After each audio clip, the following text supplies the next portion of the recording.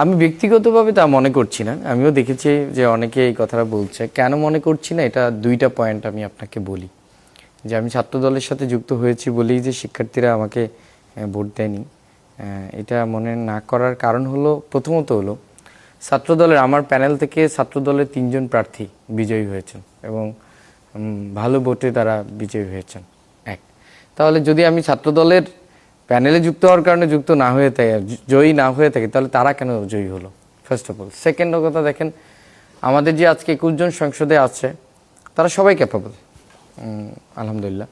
কিন্তু তুলনামূলকভাবে যদি আমি বলি যে আমাদের প্যানেল, রিয়াজুল ভাইদের প্যানেল ছাড়াও অন্যান্য প্যানেল, স্বতন্ত্র শিক্ষার্থীরা, সেখানে অনেক শিক্ষার্থী আছে, তারাও ক্যাপাবল, তুলনামূলকভাবে তারাও ক্যাপাবল। তাহলে সেই জায়গা থেকে কেন উঠে আসলো না?